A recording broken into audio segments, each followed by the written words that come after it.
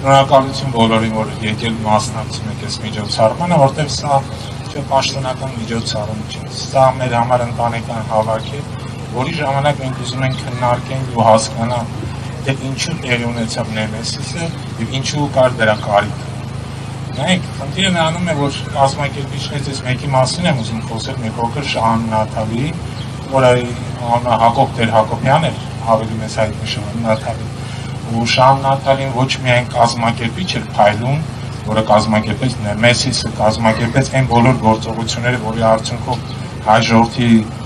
դեմ իրականացված ոճրագործները վերացվեցին վերջ-վերջում։ Ինքը նաև շատ փայլուն հրապարակախոս եւ գրող էր։ Եվ նրա ամենալավագույն աշխատանքներից մեկը, որը կոչվում է Թուրքերը եւ մենք, կարիք ունի պարբերաբար հրատարակման առավել ևս այսօր, որովհետեւ մենք իսկապես խորքային առումով պետք է հասկանանք վերջի վերջը որն է պատճառը, ինչու հնարավոր եղավ դա 100 տարի հետո եւ ինչու այսօր հատկապես մենք դրանից ոչ մի դասեր չենք խաղալ։ Ինչու հատկապես այսօր մենք կարիք ունենք նորից խոսելու Նեմեսիսի մասին, նորից խոսելու արդարադատության մասին։ Այսինքն որոնք են այն սխալները, որը հանգեցնում է պարտության, ապա մենք դաս չկաղելով գնում ենք նոր պարտության։ Եկեք փաստենք, որ մենք ցավոք սրտի վերջին մի 5-6 տարիների ընթացքում պարտությունների շեմին են կանգնած։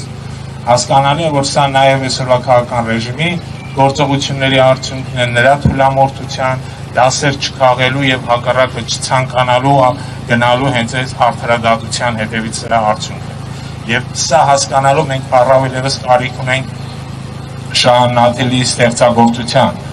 Թուրքերը եւ մենք վերահրատարակման եւ հասկանալու թե ինչպես այս պարտությունների հնարավոր եղավ։ Ինչու են մարդիկ մեզ անդադ համոզում, թե իբր թե մենք կարող ենք գալ ինչ-որ համաձայնության, բայց արդյունքում ամեն անգամ եւ մեզ համոզում են, որ հերթական համաձայնության, հերթական անգամ նոր թուրք հասկանալու մտայնության մասին խոսել մենք հանգում ենք նմանատիպ ոճերի։ Շատ հայտնի բրիտանացի պատմաբան, գիտնական հայագետ Դեվիդ Լենգը, ով մի հսկայական աշխատանք ունի հայության մասին գրած եւ հետաքրքիր համադրություն է անում։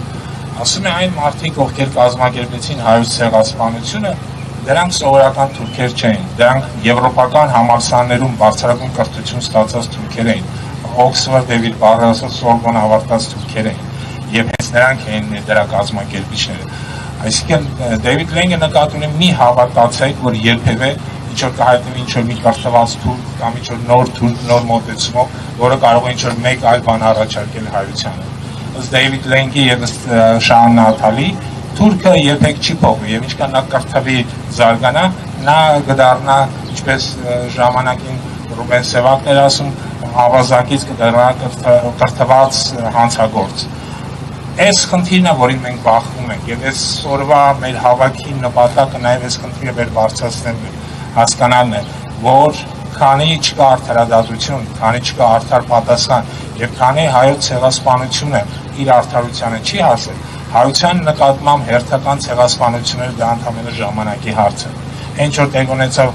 Արցախում բավականին 2 տարի առաջ, ոչ չկարծի թե դրանով ինչ որ բան ավարտվում է։ Ընդհակառակը ցեղասպանության վտանգը հայության առաջ, հայության համար ել ավելի մեծացել հենց այսօր։ Եվ չկան ոչ մի միջազգային գարանտիաներ, միջազգային երաշխիքներ, որ այն չի կրկնվի։ Ընդհակառակը, երբ մենք նայում ենք մեր շուրջ եւ տեսնում ենք աշխարհում ինչ է կատարվում,